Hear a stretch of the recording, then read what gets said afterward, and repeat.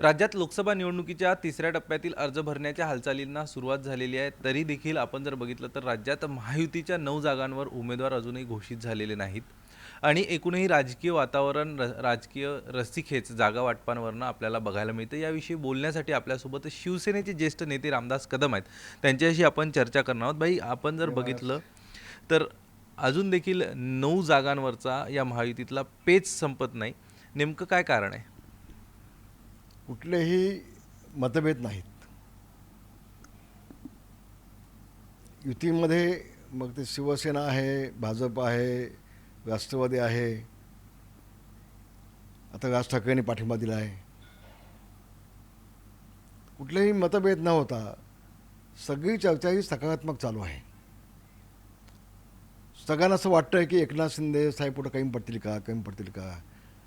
काही ठिकाणी बातम्या येत आहेत, त्या सगळ्या निकालात चुकीच्या आणि दिशाभूल करणाऱ्या अशा आहेत. 15 ते 16 जागा या शिवसेनेला निश्चितपणे मिळतील. मी अतिशय जबाबदारीने स्टेटमेंट करतो आहे. पण हेतुपुरस्कार काही जणच एकनाथ शिंदेना कमी लेखण्याचं काम जे होतं आहे ते निश्चितपणे निषेधार्थ आहे. ते कुठनं होतं? पक्षातनं? फक्त मला ते आज बोलायचं नाही, बोलणार आहे मी त्यावरती. फक्त काही ठिकाणी उमेदवार आम्ही चाचपून घेतो आहे. ज्यांच्या कंप्लेंट आहे, ज्यांच्या तक्रारी आहेत किंवा सवयीमध्ये ज्यांना अडचण आहे किंवा काहींची बदनामी होण्याची शक्यता नाकारता येत नाही, असे काही उमेदवार न देता त्यांच्याऐवजी शिवसेनेचाच उमेदवार तिथं देता येईल का, म्हणून थोडासा उशीर होतो आहे. बाकी एकनाथ शिंदेना कुठलीही अडचण नाही. केंद्रामधून कुठलाही त्यांच्यावर दबाव नाही. उद्धव ठाकरे जे बोलत आहेत ते महाराष्ट्राच्या जनतेची दिशाभूल करण्याचं काम करत आहेत. आपण उद्धव ठाकरेंचा नाही, मात्र महायुती संदर्भात राजकीय वर्तुळात माध्यमांमध्ये हे देखील चर्चा आहे की जे खासदार एकनाथ शिंदे यांचे आहेत ते त्यांचे रिपोर्ट्स हे निगेटिव्ह आहेत किंवा त्यांचं प्रगती पुस्तक, त्यांची प्रगती, त्यांचं काम चांगलं नव्हतं हे दाखवून त्यांची जागा बदलली जाते. सगळ्यांच्या बाबतीमध्ये असं नाही आहे, फक्त एका दुसऱ्या ठिकाणीच. म्हणजे ते तसं झालंय? हो, झालंय ना, आणि होईल ना, ते चांगलं झालं उलट. पण आता बघा, हेमंत पाटलांची आपण जागा बदलली, त्यांच्या मिसेसला दुसऱ्या ठिकाणी दिलं, पण ती 100% तिकडून निवडून येते. आणि इथून देखील जो आमचा कदम आहे हिंगोलीतून दिली, तोही निवडून येतोय. काही अडचण नाही ना. त्यावेळेला त्यांनी जी चूक केली हेमंत पाटलांनी, जाऊन दिल्लीमध्ये राजीनामा द्यायची काय आवश्यकता नव्हती. आपण सगळे मराठा समाजाचे आहोत ना, आपण त्या आंदोलनाला पाठिंबा दिला ना. पण ज्या जनतेने तुम्हाला निवडून दिलं, राजीनामा देणं म्हणजे जनतेचा अवमान आहे ना शेवटी तो. मग पुन्हा कशाला निवडणूक लढताय? काही गोष्टी विचार करणं आवश्यक आहे, गरजेचं आहे. ती चूक त्यांना. आणि तुम्ही एकदा लोकप्रतिनिधी झालात की कुठल्या समाजाचं नसता. एकदा निवडून आलात की तुम्ही आम जनतेची तुमची बांधिलकी असते. मग तुम्ही मराठा नाही, तुम्ही कुणबी नाही, तुम्ही ओबीसी नाही, कुठल्या समाजाचं नाही. प्रत्येक लोकप्रतिनिधीला कळलं पाहिजे, आपण एकदा निवडून आलो की आपण आम जनतेचा असतो. लक्षात. तर ती चूक त्यांना बोलली असं तुम्हाला म्हणायचं? बोली असं म्हणणार नाही, त्यांच्या मिस्टरला तिकीट दिली आणि ती निवडून येणार तिकडून, तिचं माहेरच आहे ते, तो काय अडचण नाही येणार तशी. भाई, आपण ज्या कोकणाचं एकनाथ शिंदेंचा मी आभार मानतो की त्यांनी बॅलन्स केला. ते अन्याय उदिन नाही कुटुंबावरती. आता मीडियामध्ये तुम्ही काही चालवाल तो तुमचा प्रश्न आहे, कारण तुम्ही चौथा स्तंभ म्हणून तुम्हाला ते अधिकार दिलेले आहेत लोकशाहीमध्ये. तुम्हाला कोण थांबवणार हो? भाई, आपण ज्या कोकणाचं नेतृत्व करतात आणि शिवसेना म्हणजे कोकण आणि कोकण म्हणजे शिवसेना असं समीकरण गेल्या अनेक वर्षानुवर्ष आपण बघितलं. त्या समीकरणाला कुठतरी आता तडा जाताना दिसेल का जर नारायण राणे यांना रत्नागिरी सिंधुदुर्गमधनं उमेदवारी मिळाली तर? कारण रायगडमध्ये तटकरे. असं मी म्हणणार नाही. त्याचं कारण असं आहे, मागच्या वेळेला आनंद गीते हे पडले, हे आता होत नाही. याचा दोष एकनाथ शिंदेला देऊ नका, हात जोडून तुम्हाला विनंती आहे. मागच्या वेळेला 70% कुणबी समाज असताना त्या कुणबी समाजानेच आनंदगीतेला पाडला. कारण 6 वेळा आनंदगीते निवडून आले, 3 वेळेला केंद्रामध्ये मंत्री झाले. भोपळा काही केलं नाही त्या माणसाने, काही केलं नाही. आता लोक असेच म्हणतात, पाऊस पडल्यानंतर छत्री बाहेर पडते, तसे निवडणूक आली की गीते दिसतो. काही नाही. 3 वेळा केंद्रामध्ये मंत्री, उद्योग मंत्री असताना त्यांनी 50-100 समाजाच्या लोकांना देखील काम, उद्योग तर सोडून द्या, लांबच आहे. त्यामुळे अतिशय काही काम न केल्यामुळं शेवटी ती सीट पडली, धनुष्यबाण गेलं. आणि आता सिटिंग खासदार तटकळे आहेत. आता राष्ट्रवादी आमची युती आहे. आता युती असल्यामुळं सिटिंग असल्यामुळं त्यांना तिकीट दिली पाहिजे. मग सिंधुदुर्ग रत्नागिरीचं काय? मग मग धनुष्यबाण तिथून गेलं, त्यात आमचा काय दोष आहे? कोणाचा दोष आहे? मला सांगा. एकनाथ शिंदेचा दोष आहे? नाही ना. सिंधुदुर्ग रत्नागिरीमध्ये किरण सावंत देखील आहे, त्यांनी तयारी केलेली आहे. मला त्या बाबतीमध्ये काही माहिती नाही खरं म्हणत तर. पण पक्ष जो निर्णय घेईल तो आम्हाला मान्य असेल, निश्चितपणे मान्य असेल. मग सामंतांच्या भावाला दिलं मान्य, नागेनांना दिलं तर मान्य. शेवटी युती घेईल तो निर्णय. पण आनंद, पण धनुष्यबाणात आनंद असेल जास्त. नाही नाही, विधानसभेला धनुष्यबाण असतील ना. चिंता तुम्हाला नको, तुमच्यापेक्षा जास्त चिंता आम्हाला आहे. तुम्ही मीडियावाले असे दाखवता की तुम्हाला सगळी काळजी आहे आता धनुष्यबाणाची. आम्हालाही काळजी आहे, कारण आम्ही 55 वर्ष काम केलं आहे. तुमचं वय अजून 50 नाही, 20 नाही, 30 नाही, कळलं की नाही. तर धनुष्यबाणाची काळजी तुमच्यापेक्षा आम्हाला जास्त आहे ना. आहे, विधानसभेला उठा आम्ही काढू, घेऊ आणखी सीट मागून जास्त.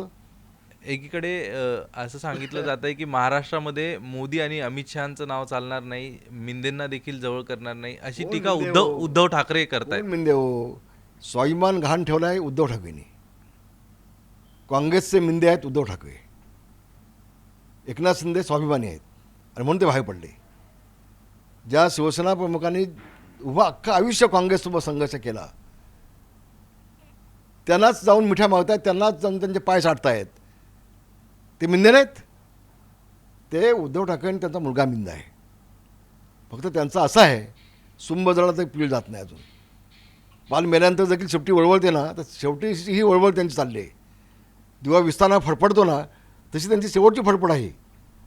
फक्त मोदींच्या वरती, शहावरती आणि एकनाथ शिंदेच्या वरती टीका करायच्या, हा एवढाच कार्यक्रम आहे, कलमी कार्यक्रम आहे. काल ते म्हटले ना, शिवसेना प्रमुखांनी फोन केला की दिल्ली हलायची, आणि आता दिल्लीतला फोन आला त्यांची दाढी कापते. अरे कुठे शिवसेना प्रमुख आणि कुठं तुम्ही? तुमच्या अवकात आहे शिवसेना प्रमुखाचं नाव घ्यायचं?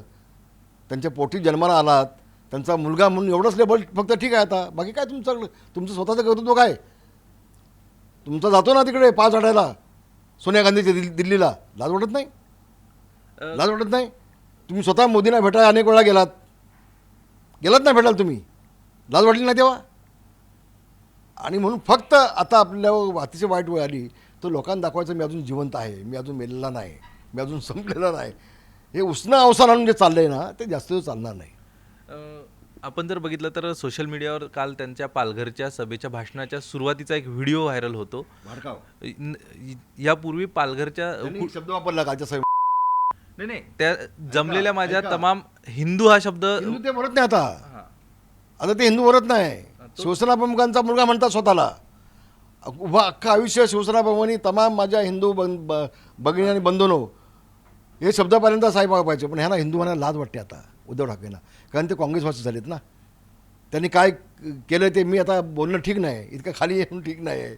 लाज वाटते या माणसाला. मग कशाला शिवसेना प्रमुखांचं नाव घेत आहे? मग शिवसेना प्रमुखांचा चिरंजीव म्हणून नाव काय सांगताय?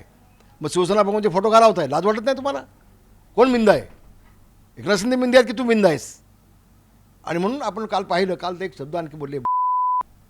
किती खाली येणार आहेस तू उद्धव ठाकरे? देशाचा पंतप्रधान, मुख्यमंत्री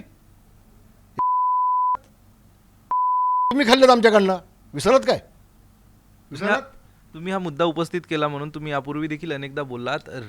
नेमकं निवडणुकीच्या ज्यावेळी जागा वाटपांचा मुद्दा येतो तेव्हा एक मुद्दा मातोश्रीवरती जागा वाटपांसाठी बोली लागायची, अशा चर्चा देखील पुढे येतात. कितपत तथ्य आहे? एक सांगतो, कितपत तथ्य आहे जर का पाहायचं असेल तर भांडूपचे माजी आमदार पाटील, त्यांना तुम्ही विचारा. फक्त सिटिंग आमदार असताना त्यांच्या हातात एबी फॉर्म दिला असताना एबी फॉर्म काढून काय झालं पुढं, तर त्यांना विचारून घ्या, ते सांगतील. अधिक स्पष्टता येईल. पण उद्धव ठाकरेंनी कोणाला म्हणायचं हे हास्यास्पद आहे. हे हास्यास्पद आहे. लाज वाटली पाहिजे उद्धव ठाकरेंना. आपण काय बोलतोय? तिकीट विकल्या जात होत्या, यात कितपत तथ्य आहे? कोणाला बोलतोय? मी तेच म्हटलं की मला विचारण्यापेक्षा सिटिंग आमदार आमचे पाटील होते भांडूपचे, त्यांना विचारून घ्या ना, ते सांगतील. अधिक स्पष्टपणे बोलतील मी बोलण्यापेक्षा. हां भाई, आपण जर बघितलं तर आज आशिष शेलार यांनी अशी टीका केलेली आहे आदित्य ठाकरेंवर की आदित्य ठाकरेंमुळे 2014 मध्ये युती तुटली. जर मिशन 150 घेऊन आदित्य ठाकरे यांनी त्यांची यात्रा सुरू केली नसती तर चर्चा पुढे गेली असती. गंमत अशी आहे, आदित्य ठाकरेसाठी फक्त युती तुटली नाही, तर आदित्य ठाकरेसाठी पक्ष तुटला.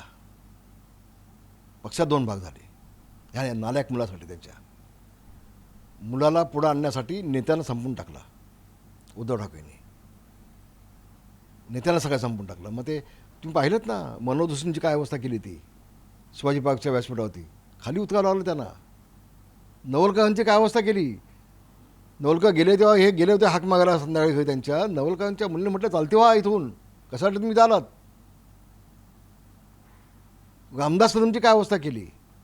जर ढाकेना तर बक्षीच्या बंगल्याच्या बाहेर मुख्यमंत्री असताना 3.5 तास गाडीत बसून ठेवला या माणसानी. एकनाथ शिंदेची काय अवस्था केली.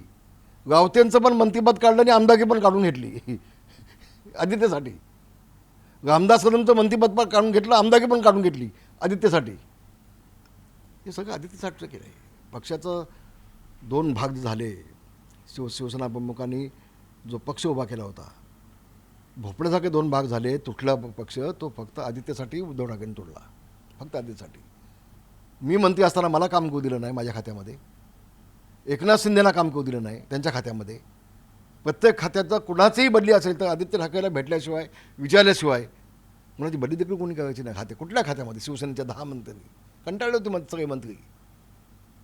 हे एवढंसं टिंबूक दिसतं पिल्लू, कमी समजू नका त्याला. ते फार मोठा हव्यास आहे आणि फार घाई होती मुख्यमंत्री बनण्याची त्यांना देखील.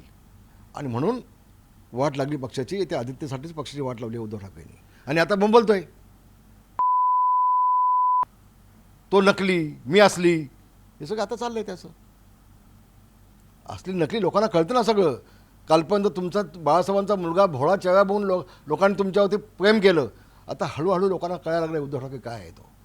या भोळ्या चेहऱ्याच्या पाठीमागे किती चेहरे लपलेले आहेत हे आता लोकांना कळतंय. निवडणुका आल्या की सहानुभूतीचं शस्त्र उद्धव ठाकरे बाहेर काढतात असं म्हटलं जातं नेहमीच. उदाहरणार्थ उद्या महानगरपालिका आली ना की मुंबई आता गुजरातला जोडणार आहे, ते नेहमीच चालू ना त्यांचं. आणि मराठी माणसाची मतं घ्यायची. अगे पण 50% मराठी माणूस होता तो 9% आणला कोणी. तूच ना. गेले 30 वर्षे मुंबई महानगरपालिका तुझ्या हातामध्ये आहे ना. मग मराठी माणूस मुंबईतनं बाहेर जाता कामा नये. म्हणून उद्धव ठाकरे तुम्ही मराठी माणसासाठी काय केलं. मराठी माणसाच्या न्याय हक्कासाठी झगडणारी शिवसेना या घोषवाक्याने शिवसेना प्रमुख मान्य बाळासाहेब ठाकरे यांनी शिवसेना जन्म दिला. त्या मराठी माणसासाठी मुंबईमध्ये तुम्ही काय केलं. मराठी माणूस आज नालासोपारा, वसई, शहापूर, बदलापूर इकडं जो फेकला गेला सगळा मुंबईतून, त्याला जबाबदार फक्त उद्धव ठाकरे. मुंबईतनं मराठी माणसाला उद्ध्वस्त करण्याचं पाप उद्धव ठाकरेंनी केलं आहे. लाज वाटत नाही ब्लॅकमेल करायला मराठी माणसाला. आता गुजरातला जोडणार, द्या मतं सगळ्यांनी माझ्या द्या मुंबई महानगरपालिका, आता गुजरातला जोडणार. किती पक्ष तेच तेच तेच तेच, काही त्यात तथ्य नसतं. बोला. इकडच्या उपनगरातील मतदारसंघांचा तुमचा अतिशय दांडगा अनुभव आहे. आता उत्तर पश्चिम लोकसभेसाठी रवींद्र वायकर यांच्या नावाची किंवा त्यांच्या पत्नीच्या नावाची चाचपणी केली जाते आहे. कोण योग्य उमेदवार ठरलं असतं ठरेल या मतदारसंघासाठी. कारण सिद्धेश कदम यांच्यासाठी तुम्ही देखील प्रयत्नशील होतात. संजय निरुपम यांनी देखील या ठिकाणी लोकसभेची उमेदवारी मिळाली नाही म्हणून काँग्रेसचा राजीनामा दिला. त्यांना अपेक्षा होती, त्यांची चर्चा होती की शिंदे म्हणजे शिवसेनेकडनं उमेदवारी मिळेल. रवींद्र वायकर यांना देखील ही उमेदवारी मिळू शकते. अशात कोण योग्य उमेदवार होता असं वाटतंय तुम्हाला. मी काय वाटतंय हे बोलणे चुकीचं आहे. हां, गजाभाऊंना आम्ही सांगितलं होतं की तुम्ही लढणार नसाल तर सिद्धेशला द्या संधी. कारण सिद्धेशचं काम तिकडून चांगलं आहे. इव्हन भाजपचे 3 आमदार आहेत, त्या 3 आमदारांनी सिद्धेशची मागणी केली होती भाजपच्या देखील. आणि गेले 8-10 वर्ष सिद्धेश यांचं प्रचंड काम आहे त्या भागामध्ये. इव्हन सिद्धेशनी गजाभाऊंचा मुलगा आहे त्याला भेटून सांगितलं, तू इकडे ये, तू एकनाथ शिंदेकडे ये, तू उमेदवारी घे, मी तुझं काम करणार. आम्हाला उमेदवारी महत्त्वाची नाही, पक्ष महत्त्वाचं. पक्ष महत्त्वाचं. कुठेही आपसामध्ये मतभेद नको, मनभेद तर नकोच नको. तसे आम्ही प्रयत्न केले पण दुर्दैवानं झालं नाही ते. आता बघा, मी गजाभाऊंना असंच विचारलं वावशा बंगल्यावरती, भाऊ काय झालं. नाही, मी सांगितलं 1 महिन्याच्या आधी आम्हाला लढायचं नाही म्हणून. म्हटलं तुम्ही आम्हाला सांगायचं ना मग आधी. आता आम्ही आमचं शस्त्र खाली ठेवलेत. बघू सिद्धेश काय अजून म्हातारा झाला नाही, तरुण मुलगा आहे 35 वर्षाचा. नाही, अजून मुंबईच्या निवडणुका देखील उशिरा आहे. अजूनही क्लेम दावा सोडला नाही का तुम्ही? नाही ना, दावा सोडला आम्ही. आता आम्हाला लढायचं नाही. जो उमेदवार एकनाथ शिंदे देतील त्याच्या पाठीशी पूर्णपणे खंबीरपणे उभं राहून त्याला निवडून देणार. गजानन कीर्तीकरांचा विषय तुम्ही आता काढला म्हणून त्या एका प्रश्नावर येतो. काल गजानन कीर्तीकर यांनी खिचडी घोटाळ्यात अमोल कीर्तीकरांवर जी कारवाई सुरू आहे, या कारवाईत अमोल कीर्तीकर यांची पाठराखण केली. ज्या महायुतीत तुम्ही आहात, भाजपा आहे, त्यांनाच आता हे ईडीच्या कारवाया थांबवा. खरं सांगू का, ते मलाही पटलं नाही. खरं तर पुत्रप्रेम असू शकतं, त्याचं कुठेही दुमत नाही. शेवटी त्यांचा मुलगा येतो. प्रत्येक बापाला असं वाटतं आपला मुलगा अडकू नये, आपला मुलगा जेलमध्ये जाऊ नये, असं पण त्यांनी पण वडिलांचं ऐकायला हवं होतं. गजाभावांनी त्यांच्या मुलाला पुष्कळ समजवण्याचा प्रयत्न केला. तू इकडून ये, इकडून लढ, ये माझ्यासोबत. मलाही भाऊ म्हटले होते की भाऊ अंदाज तू पण त्याला समजव. आणि प्रयत्न केला, पण त्यांनी शेवटपर्यंत हट्टच नाही सोडला. आता काल ते बोलले, ते बापाच्या प्रेमापोटी ते बोलले असावेत असं मला वाटतं. पण एकूण त्यांचं जे प्रेम दिसून येतंय, तर लोकसभा निवडणुकीत म्हणजे पुत्रप्रेम की पक्षप्रेम, दोनपैकी एक कुठलं प्रिफर करतील गजानन कीर्तीकर? त्यांनी काल भाषणामध्ये स्पष्टपणे सांगितलं की मी पक्षासोबतच असणार, मी माझ्या मुलाच्या विरोधामध्ये प्रचार करणार, सभा घेणार आणि त्याला पाडण्याचा प्रयत्न करणार. हे गजाभाऊ काल उघडपणे बोलले. तर त्यांच्या पक्षनिष्ठावरती कोणी संशय घेऊ नये असं मी स्पष्टपणे सांगेन. मात्र ते काल जे बोलले ते पुत्रप्रेमासाठी बोलले असावेत असं मला वाटतं. ते जरी पुत्रप्रेमासाठी बोलले असेल तरी निवडणुकीत त्या वक्तव्याचा परिणाम होईल असं तुम्हाला वाटत नाही का? कारण समजदार को निवडणुकीत असं असतं, समजदारांना इशारा काफी असते. कुठल्याही बापाला असं वाटत नाही आपला मुलगा जेलमध्ये जावा, असं कोणाला वाटत नाही ना. निवडणुकीत पडावा असंही नाही वाटत ना मग? नाही, शेवटी राजकारणाचा भाग आहे तो. एका घरामध्ये 5-5 पक्ष असतात, आपण पाहिलंय अनेक वेळेला एका कुटुंबामध्ये. आता अजितदादांचं काय मला सांगा, शरद पवारांचं मला काय सांगा, मध्ये तर तुम्ही का बोलत नाही ते? तसं नाही ना, कुटुंबामध्ये लढतात नाही एकमेकाच्या विरोधामध्ये, आणि एक जण पडतो, एक जण येतो निवडून. पुन्हा एकदा जागा वाटपाच्या प्रश्नाकडे येतोय. जसं तुम्ही हिंगोलीचा विषय सांगितला, तसं आता एक आणखी रस्सीखेच ज्या जागेवरनं सुरू आहे ती नाशिकची जागा आहे. नाशिकची तुमचे खासदार त्या ठिकाणावर नाही, मात्र राष्ट्रवादी देखील त्या ठिकाणावर आग्रही आहे. अशा याच्यात आपल्या सिटिंग एमपीला आहे अजून सुद्धा की नाशिकची जागा आम्हालाच मिळाली पाहिजे. कुठलीही तडजोड होता कामा नये. 3-3 लाखांनी त्यांनी भुजबळांना पाडलंय. ज्या माणसांनी 3-3 लाखांनी भुजबळांना पाडलाय त्या खासदारांच्यावरती, गोडसेवरती अन्याय होता कामा नये, ही माझी भूमिका स्पष्ट अगदी. आणि तसे मी एकनाथजी शिंदेना मी बोलून दाखवलं आहे. मी बोलून आलो, मी भेटलो, मी तेवढ्यासाठी खेळून आलो मुंबईला, आणि शिंदेसाहेबांना भेटून सांगितलं की ज्या गोडसेनी 3-3 लाखांनी भुजबळांना पाडलाय त्या गोडसेवरती कुठल्याही परिस्थितीमध्ये अन्याय होता कामा नये. आपण दिल्लीवरला बोला, शक्य झालं चलतं वाटलं तर. पण जर ती सीट, जर आता जी चर्चा आहे त्या ठिकाणी कंबर देखील कसली आहे छगन भुजबळांनी, जर मग अशा पद्धतीने जर ती जागा गेली तर होणार नाही. शेवटी जागा ती शिवसेनेची आहे. तिथं भुजबळांचा काडीचा काय संबंध नाही. भुजबळ 2 वेळा पडलेत आणि यांनीच त्याला पाडलाय, तर भुजबळ तिथं कशी मागू शकतात? काय संबंध त्यांचा? एखादे सिटिंग खासदार आहे, त्यांनी तुम्हालाच पाडलं ह्याच्या आधी 3-3 लाखांनी, तुम्ही कशी मागू शकता तिथे? गणित काय? पण भुजबळांनी देखील तयारी केलेली आहे. मग अशात ती जागा गेली, तुम्ही म्हणता एकनाथ शिंदेचं वजन आहे महायुतीत, असं चालत नाही ना. तसं नाही होणार असं तुम्ही म्हणता? दुसऱ्याच्या घरामध्ये आपण डोकावून बघायचं आणि तुझं काय ते मला दे, मला मीच घेईन ते, असं नाही चालत ना. पण भाई असं होणार नाही असं तुम्ही म्हणता? नाही होणार. असं दाव्याने सांगतो, असं होणार नाही. शिवसेनेची जागा राष्ट्रवादीला देणार नाही, ते मी ठामपणे सांगतो आपल्याला. आपण जर बघितलं तर मुख्यमंत्र्यांचे चिरंजीव आणि विद्यमान खासदार श्रीकांत शिंदे यांची देखील जागा अधिकृतरित्या जाहीर झालेली नाही.